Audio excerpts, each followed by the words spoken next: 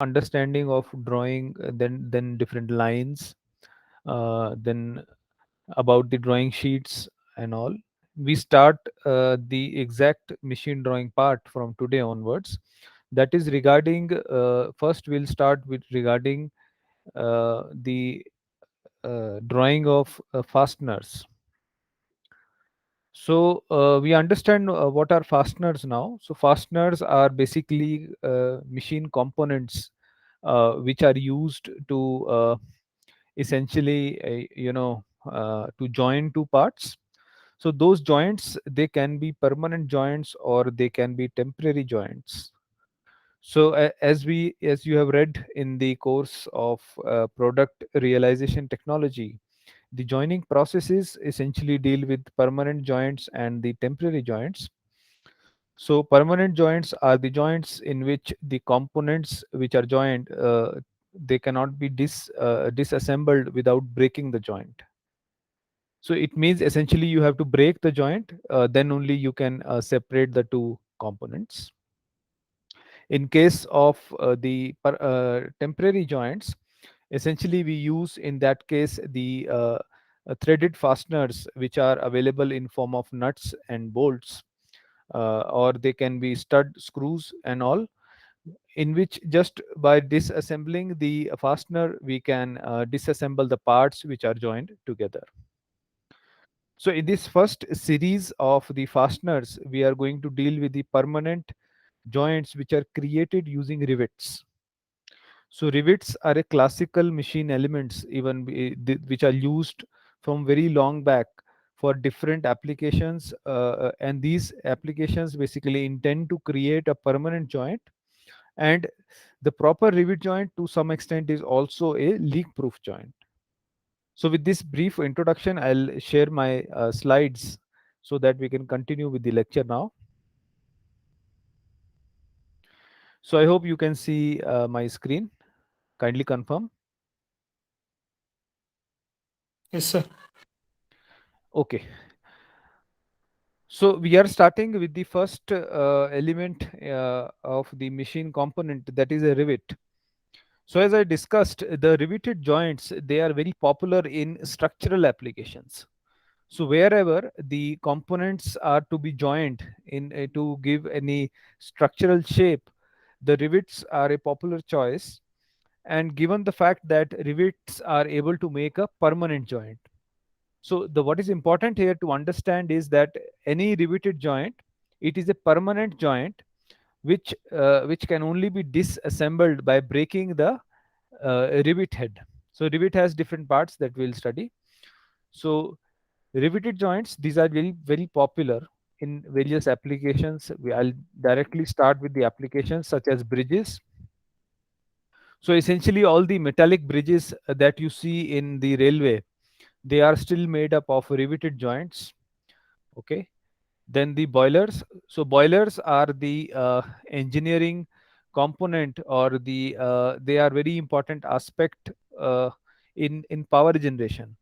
So in power generation, wherever the power is being produced in a thermal power plant, or it is produced in a nuclear power plant or a gas power plant, so there the boiler is basically a component in which the phase change happens, or we change liquid to steam, water to steam, and boilers are essentially again made up using these riveted joints and welded joints. So rivets also find very important application in boilers. Then for different building structures, especially the trusses in the buildings, of course, we have discussed the bridges. So bridges are the classical example, but for trusses used in buildings, again, the riveted joints are used. So furthermore, the riveted joints are also used for metals which are having poor weldability. So poor weldability is the aspect of any material which makes it unsuitable towards permanent joining for using welding processes. So any of the welding process may not be suitable, or the unsuitability may be because of the coefficient of thermal expansion of the constituent metals, or there is a huge gap between the melting point of those metals. So in those scenarios, the again riveted joints are very popular. Then for joining heterogeneous materials, so what I mean by heterogeneous materials is, for example, joining this a non-metal to a metal. Like, given example here is asbestos friction lining to steel. So asbestos friction lining is a non-metal, so it is basically a friction lining given on surface of the steel, for example in brake pads. So in that kind of an arrangement, again the rivets are very popular. And lastly, rivets also find application in aluminum structure of an aircraft. So all the structural components in the aircraft, there also the rivets are used. So these are some photographs of the rivets in actual practice being used. So this, what you will see here is, this is basically, you will see all these rivets here in the bridge. Then this is the internal section of a boiler. Okay, so this is how a boiler looks like. And then here also on the aircraft, you can see the different parts are again riveted together on an aircraft. Of course, nowadays the commercial aircraft, they use more of composite materials, but nevertheless, wherever the aluminium is used, it is still riveted, not welded. So riveted, this is just a basic introduction and application where at all we find these riveted joints. So now coming to some other aspects of the riveted joints. So riveted joints, as we discussed earlier, so they are basically a permanent joints. Means to to break open the joint, basically the joint has to be destroyed, and then only the material can be or the constituent components can be removed. So once it is made, so by only by destroying the rivet, we can basically dismantle the constituent components. So essentially the rivet, typical rivet, it looks like this. Okay, I'll show an improved sketch further. So this is known as the head of the rivet, and below is the shank. So generally by breaking the head of the rivet, so we break it to open the joint or to dismantle the components. So the cylindrical part below is known as the shank, and the upper circular part is known as the head. So rivets, they are available in very different sizes. So these are again standard sizes as per the requirement. So it can be taken. So in this aspect of machine drawing, we will be studying how to draw the different aspects of the riveted joints and how to make the selection of the rivet depending on the conditions. Typically, these rivets, they are made up of earlier they used to be made up of wrought iron, okay, and then aluminium also. Presently, mild steel is used as a very popular option.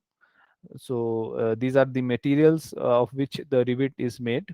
So what is important here, that all these materials mentioned here are, they are typically ductile materials, because for riveting process, as I will discuss in the next slide, we need a very ductile material which can be, shaped into the rivet head in the joint by applying external force.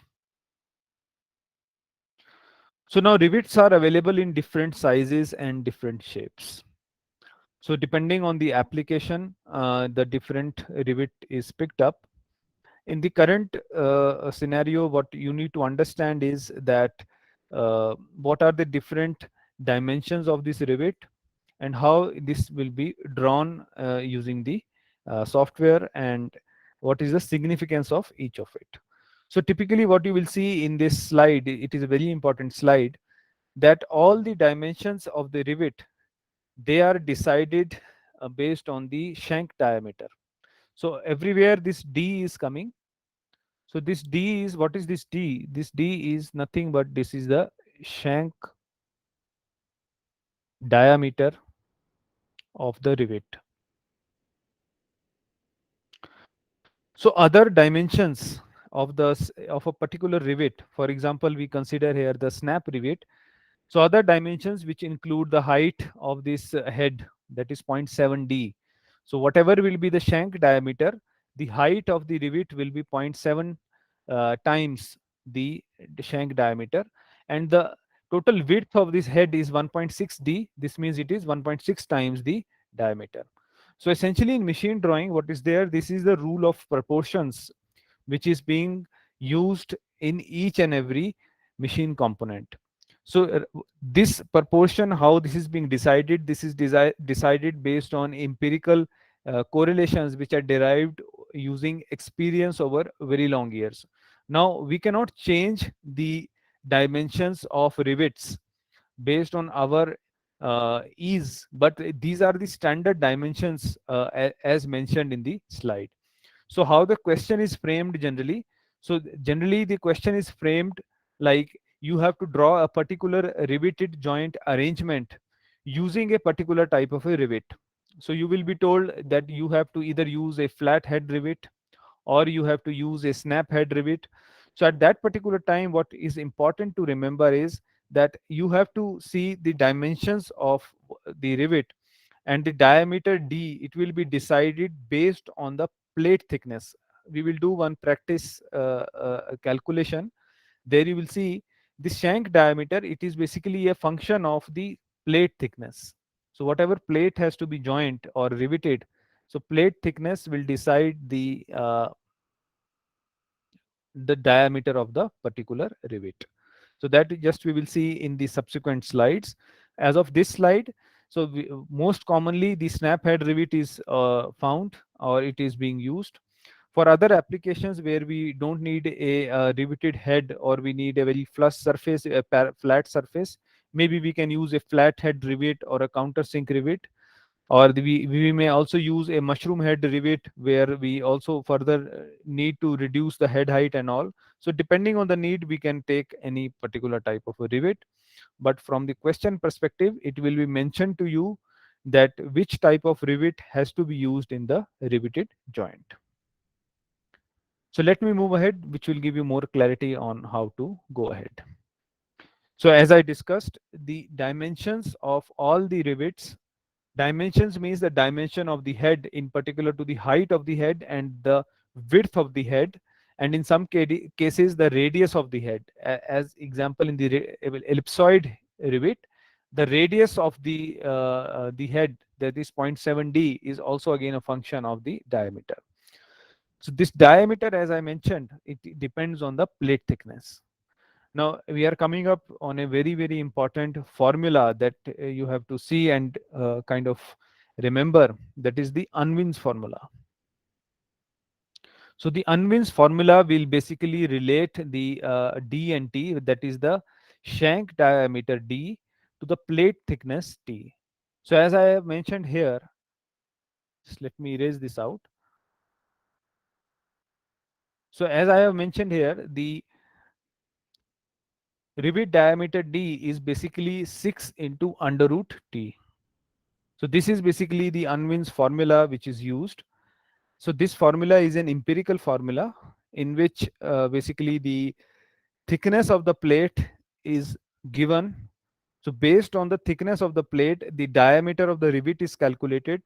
So once you know the diameter of the rivet, so you can calculate the other dimensions of the particular rivet. So these calculations, they have to be done manually. Once you are done with the calculations, then you have to start drawing the rivet as per the standard practice. So based on the thickness, the diameter is calculated. Now, not all diameters are standardized based on the ISO standards. So based on the if the diameter it comes out in certain fraction, so then we have to round off that diameter to the next higher available size. So these are typically the sizes of the rivets and the corresponding hole diameter which are being used. So if you calculate say 13.5 as the diameter of the rivet, so basically you will be intending to use the 14 millimeter rivet. So generally based on this you can calculate other aspects. So length of the rivet, that is length of the shank, is also given, and then accordingly you can pick the right size of the rivet. Now just we will take a quick overview on how the riveted joints are actually made. So riveted joints, to make any riveted joints, the first requirement is basically to have drilled holes. So drilled holes, they are created using any machining process, as discussed in the earlier course. So machining process will basically remove excess material and the holes will be produced. So once the holes are produced in step number one, so in the step number two, the rivet is placed, which will pass through both of the plates together. Then in step number three, we will hammer the shank side of the rivet using a tool which will shape in the form of the head. So once we create the head on the other side also, so this will basically lock the rivet inside the joint. So this is done by hammering. So this hammering can be done pneumatically, hydraulically, or manually. So based on the arrangement or the requirement, so we have riveting guns which are pneumatically also operated. They have a piston which continuously pounds on the other side of this tool. So it will continuously pound here. And then basically you will develop the shape and lock the rivet in the joint. Next important step, that is step number five, comes, that is the fullering step. So fullering is basically the step to make the joint, basically to increase the strength of the joint, that is by hammering the edges to 80 to 90 degrees. So generally 80 to 90 degree, they are being using this fullering tool. So the width of the tool is equal to the width of the plate, sorry, the thickness of the plate. And then last step may be done as the caulking. So caulking is basically nothing but making the riveted joint as leak proof. So as we have discussed, the riveted joints, they are also used in boiler applications, which where we need steam leak proof joints. Even steam should not escape. So for that purpose, basically what we have done, we caulk the rivet from here, thus making it leak proof for this purpose. Now we'll see what are the different classification of the riveted joints. Now how the question is framed. So question will be framed for you to draw a lap joint using double riveting or triple riveting, or you may be given an exercise to draw a butt joint which may be a double riveted, single riveted. And then next variation comes in the arrangement of the rivets. So either the rivets in a multi row joint may be parallelly or adjacently placed, or they may be placed in a staggered manner. So where they are parallelly placed, it is known as a chain riveting method, and where they are placed in a staggered way, it is known as a zigzag riveting method. Now I'm coming to the exact thing what is expected from you in this course and in pertaining to the riveted joints. So what I'm going to discuss here is I'm just going to show you the schematics of the different riveted joints, and I will be going on discussing the different aspects as shown in the schematic. So typically what is expected, we expect to see the front view and the top view of any riveted joint which is provided to you to be drawn. So first of all, we are discussing here the lap joint. So lap joint is basically an arrangement in which the two plates are basically arranged in a lap configuration on top of each other and overlapping to a certain extent. So this is basically the lap arrangement as shown in the slide. Now this is a single single riveted row in the lap configuration.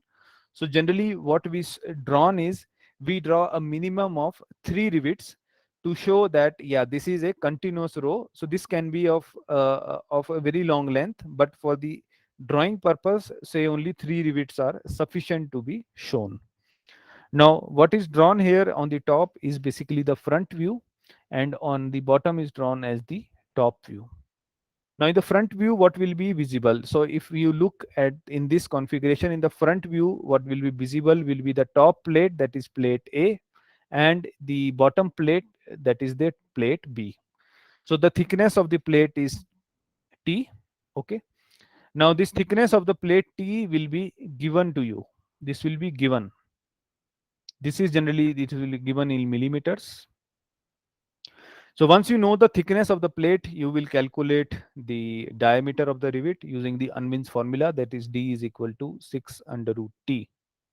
and then basically you will round it off to the next available size. So the size table is already shown in the slide, so you have to use the same table.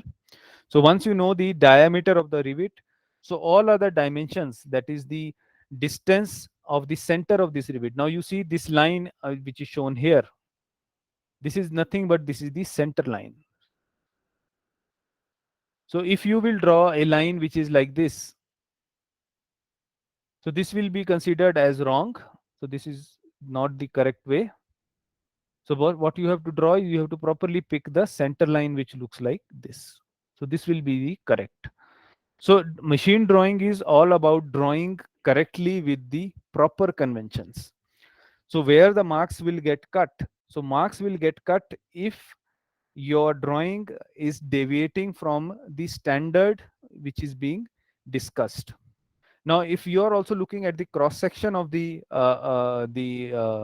riveted joint, so there what you are able to see, you are able to see through the section of the two plates. So now those two plates are expected to be made up of say ferrous or non-ferrous material. So this hatching will come into picture as we have discussed previously. So hatching is shown to indicate that it is made up of some metallic material. So additionally, what is there? The rivet will be drawn. Now this type of rivet, just let me erase some of this. Now this type of rivet will also be specified. So type of rivet. So this will also be specified to you in the question. So which type of rivet you have to take. So based on the type of rivet, you will again to the this slide. You have to pick the right rivet from here, and accordingly you have to draw the rivet, the dimensions of the rivet. Now since you have calculated the diameter of the rivet, so all other dimensions of the rivet are in proportion to that diameter which are specified here. So you can look into this slide and then you have to draw those other dimensions of the particular rivet. So that is all about the top view, sorry, of the front view. Now looking at the top view, we will show these two plates. So now A plate is on the top, so this will become the A plate. And since the edges are followed, so you will see the edges are always followed. So this basically two lines will be shown. So it will not be a single line, but it will be shown in this projection as two parallel lines. Similarly, the plate B will be behind this plate A in the top view. So now we are looking it from the top. So now the plate B is at the back. So the portion of the plate B which comes behind this plate A, so this is plate A and this is plate B, will be shown using this dotted line, which if you recall, it is the hidden line. So this we have discussed the purpose of the hidden line. So hidden line will show the outline which are not directly visible from a particular view. So now next is this XX. So XX, what is this? So XX is basically the cutting plane. So this is basically you are showing here the cutting plane, which will give us the section of this riveted joint. So the cutting plane is showing us the front view as at the cutting plane section. XX is showing us that this is a lap joint and the rivets are arranged in a single row. So next important aspect, what is there in the top view is the distance between these two rivets. So distance between these two rivets, this is known as the pitch of the riveted joint. So generally in this case, it is the proportion is 3D. 3D means it is 3 times the diameter of the rivet. So once you calculate the diameter of the rivet, so diameter of the rivet will help you to calculate this 1.5D as shown here. What is this? So what is this 1.5D here? So we call this 1.5D or the gap from the edge of this plate and the center of the rivet. So this is also known as the margin of the rivet, of the riveted joint. And this 3D, what is shown here, this is also known as the pitch of the joint. So pitch means it is basically center to center gap which has to be maintained in the riveted joint. So now these dimensions, these proportions, these are empirically decided. You cannot change these proportions, but of course some variations are possible, which are to be selected based on the conditions. So I hope with this brief understanding of what are the different aspects of lines and dimensions, you can draw this type of the joint. Now to draw this particular riveted joint, how to draw it, how to go about it, I will be providing with you the SolidWorks tutorial how to do this in the SolidWorks. So that will be separately put up and then you can go through it. But what I am expecting from you is this type of drawings along with say the isometric view, which have to be correct in all sense. Now, what is important here, the software takes care of say more than 90% of the aspects. The software will correctly place the lines and all of these, but it will only work based on your understanding.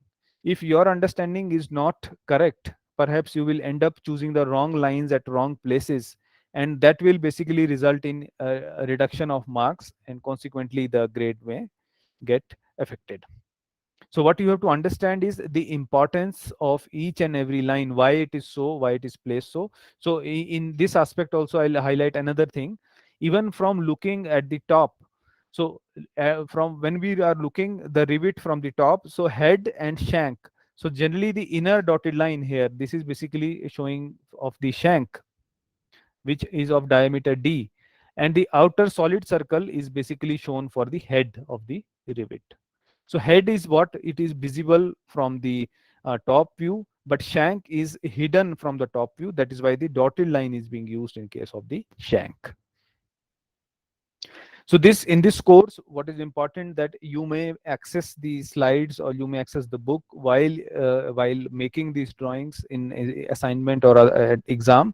But what is important, to correctly interpret what you are seeing. If you are not aware of what you are seeing, you will end up drawing something wrong, and then consequently the marks will get cut. So very, very important to understand each and every aspect of the riveted joint here as explained. Next variation of joints which are possible in case of riveted joints are butt joints. So now in butt joints, what is important? So again, there are two plates, plate A and plate B. So plate A and B, they have to be joined together. But since they are being arranged in a butt configuration, means they are butted up together. So we will be needing a cover plate on top of it. So this is basically the cover plate used here in case of the butt joint. Now, since this is a cover plate which is coming partially on plate A and partially on plate B, so the minimum possible arrangement for rivet, at least two rows of rivets is needed in this case, and in each case the rivet first row will be passing through plate A and the cover plate, and in the second case the rivet will second row will be passing through plate B and the cover plate. So now we are basically trying to show that there are two rows of rivets. This is the basically the top view. First you try to understand from the top view. So in the top view, this is basically plate A, this is plate B. Okay. So now in plate A and plate B, since they are butted up together, so there in between no furring is being done. So this is just absolutely one hidden line being shown. But since the cover plate is being riveted together, the both the on the both the plates, so both the edges of the cover plate are furred here. So means they are bent at say 80 or 90 degree, 80, 70 to 80 degree. So that is why we are able to see these two parallel lines for the account for the furred edge. So this will be drawn on top of it, and then consequently the rivets will come, and these gaps between the rivets, that is the margin, that is 1.5D, and then the row gap, if there are two or multiple rows, so then the gap between the row will be 3D, and of course the pitch will also be 3D. So this will ensure in this arrangement the rivets come exactly in front of each other, that is on both the sides they come adjacent to each other. Okay. Additionally, what is there, that since we are showing it at a particular section, so again the section cutting line will come, that is XX, and the cross section will be represented as this. Now here what is important, again this is the here dimension is t. So the cover plate, so this cover plate is often taken equal to or 1.2 times the t. So based on the thickness, again what will be given to you is the plate thickness will be given. You will be given which type of joint. Say in this case you are given the butt joint has to be drawn. So in that case you have to see other dimensions based on the proportions as mentioned here. So these are standard proportions. You just have to put the numerical value, and then once you have some numerical value, then only you can start drawing these joints. Next important joint are based on the number of rows. So generally in even in lap joint, so not only in the butt joint but in the lap joint also, we can increase the number of rows. So increasing the number of rows will increase the number of rivets in the joint. Consequently, the strength of the riveted joint will increase. But at the same time, the complexity of the rivet joint also increases. So that is how it works. But for increased strength, the number of rows are increased. And in this particular case, what I am showing is basically a double riveted lap joint. You have to see this terminology. What it says, double means at least there will be two rows of rivets, and this is a lap configuration. So lap configuration is again the previous configuration in which one plate is on top of the other plate, but this time the rivets, number of rivets in the joint are two, since this is a double riveted joint. And another important aspect in case of double riveted joint is the gap. So in case in this, the inter row gap will be 0.8 times the pitch. So here what is p? P is pitch, which is equal to 3d. So once we know the diameter based on the thickness, so we calculate the pitch, and the gap between both of the two rows will be 0.8 times the pitch. Of course, other details are similar to as what we have discussed earlier. Considering these type of freehand, this aspect of free lines. So these free lines basically show us that these are the end edges, and of course the length is shown by these break lines. So these are the basically the break lines. We show that the sheet or the joint may be very long, but to show it on a small scale, we use these break lines. So these are similarly, this is a double riveted joint. Similarly, they can be triple riveted joints. Okay. So then it becomes three rows of rivet. So the gap between will be 0.8 P. Then sometimes in case of the butt joints, the number of cover plates may also increase. So in the previous case, we have seen just one cover plate being placed. In most of the cases, that is not done. Instead, there are two cover plates. So in case the number of cover plates increase, again the strength and stability of the joint increase. So next, what is being shown is basically a double riveted butt joint with a single plate cover. So double riveted butt joint means in each plate there will be at least two rows of rivet. Okay. Similarly, two rows will be there in the second plate. Okay. And on top of it, there will be a single cover plate. So this is the single cover plate. And then this is plate A B, this is plate A, and then basically there will be four rows, two passing between the cover plate and plate A, two rows passing between cover plate and plate B.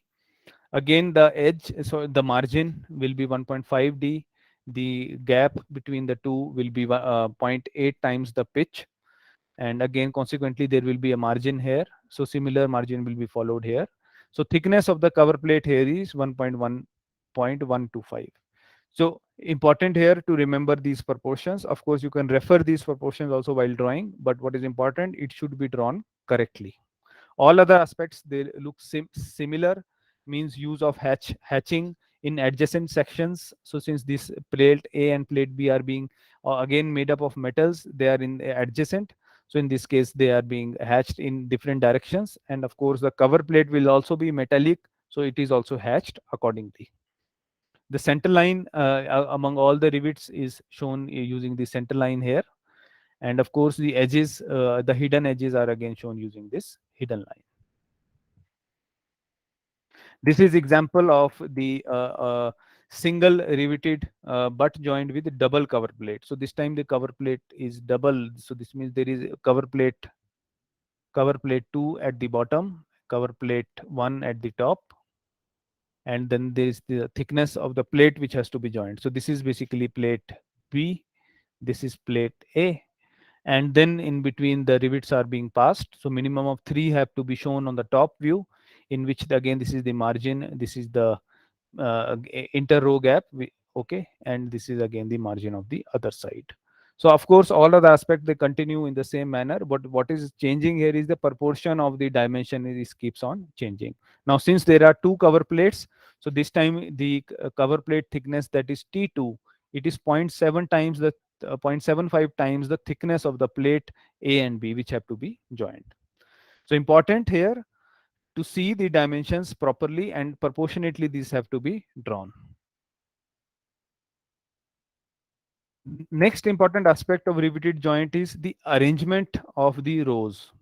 So generally, as we discussed in the classification, there are two arrangements. One is the chain riveting pattern as shown here. So in the chain riveting pattern, the rivets are placed in front of each other, okay, and then we have the zigzag riveting pattern where the rivets are placed in diagonal to each other. So what is important here to see what will be the diagonal pitch and the row pitch. So in case of the chain riveting, the row pitch is zero point 0.8 times P, and in case of the zigzag riveting, the row pitch it reduces and it is zero point 0.6 times the pitch. So pitch here is basically 3 times the diameter.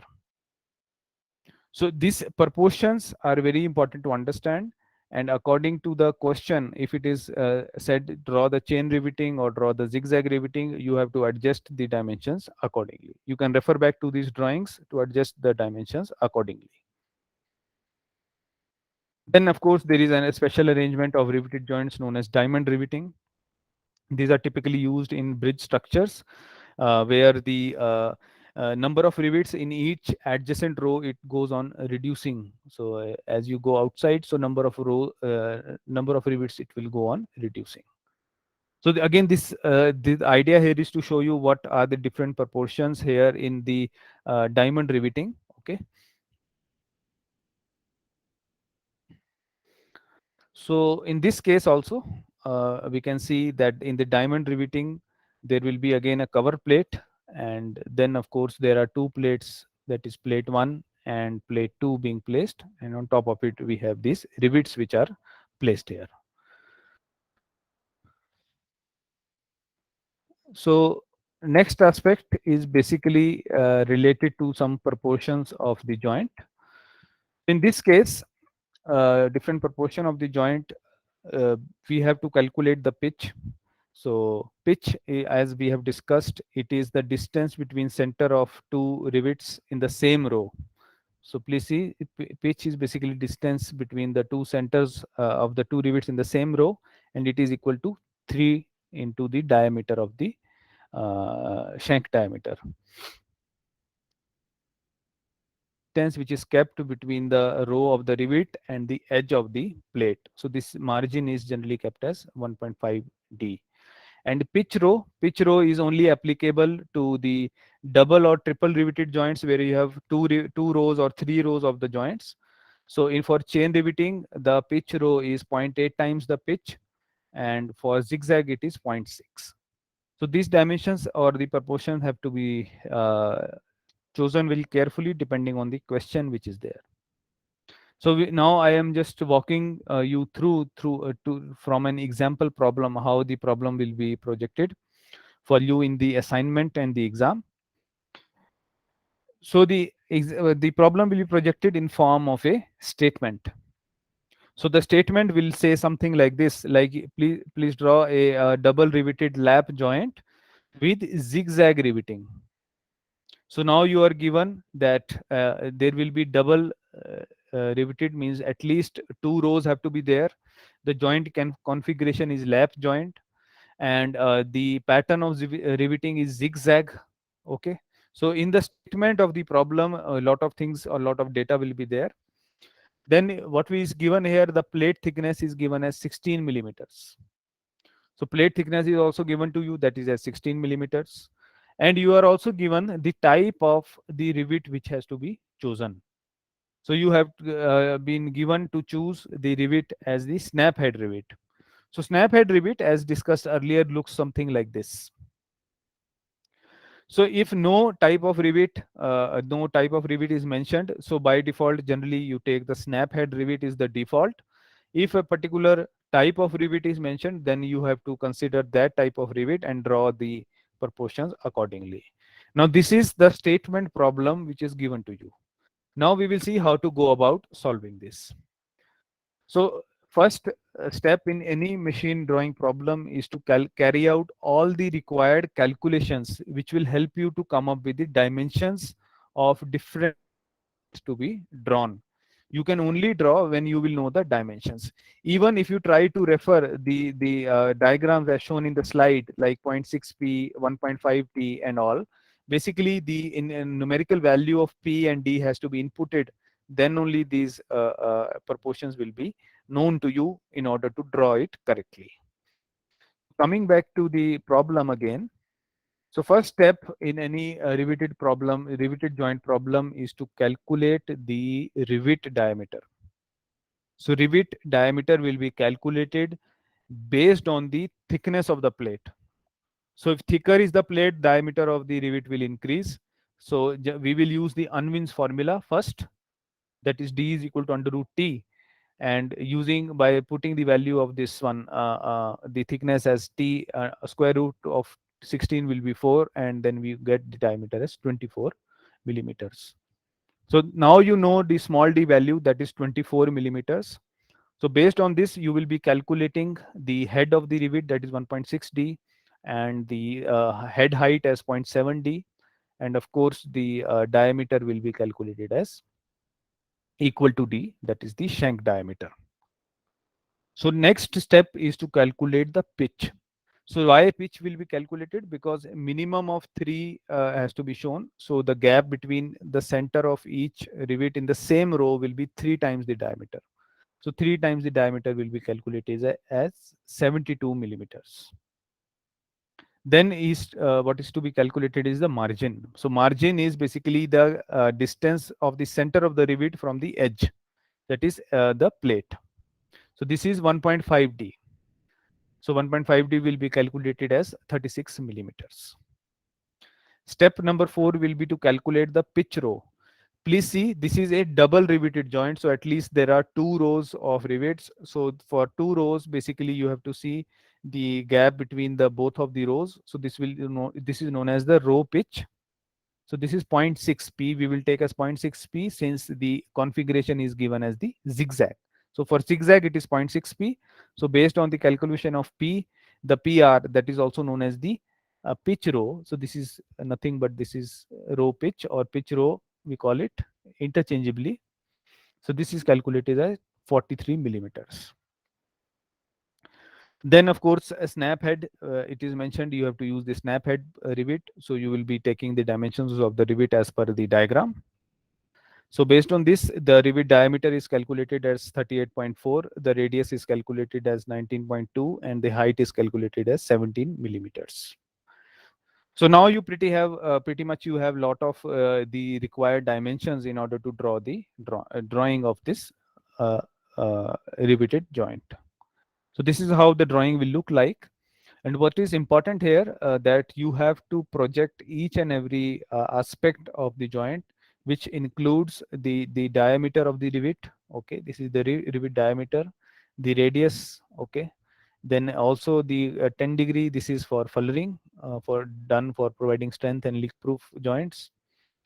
Okay, this will be the front view at section XX, and consequently you have to draw the top view. So what you have to do is basically in SolidWorks, what happens basically you start drawing in the isometric configuration that I will be discussing will be discussed in the video, which will be separately uploaded. And once we have the SolidWorks software which you can access and draw it, we will have some 1 or 2 live classes of drawing, in which you may be able to clear out your doubts with the TA. What is important for the evaluation perspective? For evaluation, I will be looking at this. I will be looking at what is the top view you are presenting and the side view or the front view, and are your views as per the standards or not. Wherever you will miss out the important details, such as if you miss out the center line, you miss out the hatching, software will do it, but it will not do automatically. You have to pinpointedly tell it that hatch at this region, or give, you have to give the dimensions at the particular regions. So that software will only do the calculation, but it is you who has to pick it from there and show it on the drawing. So you will be only able to do it when you know from where it is done or how it is done. So this is what is expected in the solution, and based on the correctness of this, the marks will be awarded in case of assignment and exam. So that is how the machine drawing course is going to go forward, with other machine components coming as and when in future. With this, I'll just stop here, and now we can have some discussion what is being discussed in this lecture. So please feel free to discuss. Excuse me, sir. Yeah. Sir, how Unwin's formula is dimensionally correct? Yeah, Uh, it is not dimensionally correct. It is an empirical formula. okay, sir. Thank you. So it is not a analytical formula which has to be dimensionally correct. It is an empirical formula which is derived based on the experience.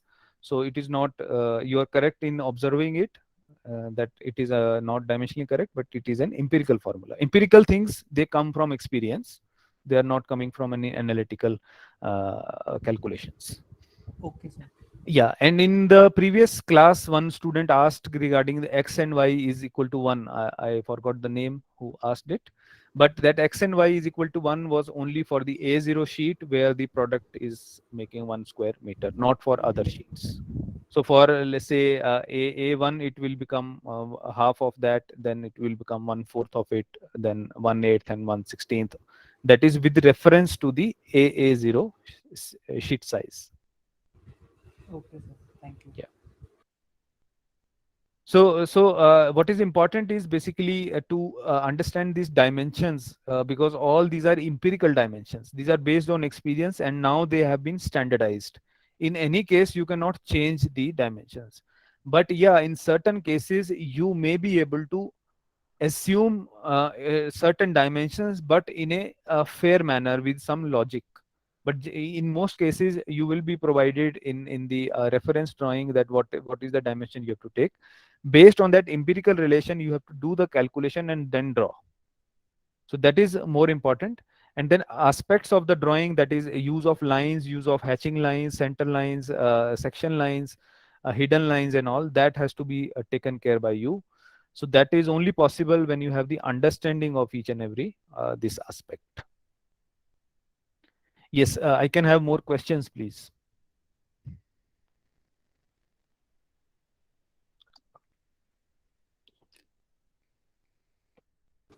Sir, the videos of SolidWorks which you have uploaded on the Moodle, in what sequence we have to watch? I mean, should we start watching that? So in Moodle, there are two categories of videos. One is the theory lecture. This is this lecture whichever we discuss in the class, and that is being put up there.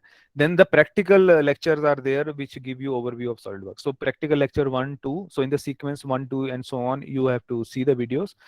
And the purchase process is in the institute purchase section. Very soon they will be issuing the PO. And since we only need the license key, it will be immediately available. I expect, say, by end of this week or starting next week, it will be available. So at that point of time, when the software is available, we will pause the lectures. We will not go ahead with the lectures, but I will give you time to understand it, to start practicing it. I'll be also handing out certain assignments, which will make you comfortable with the software. And then we will continue with the next part of this course, so that you don't have to worry. Until I understand, until the software is there, it is difficult to imagine. If some of you have the software by your own means, of course you can start practicing. For others, if you don't have, please be patient for another week, then you will get the access to it. Okay, sir. Yeah. Any other questions, please?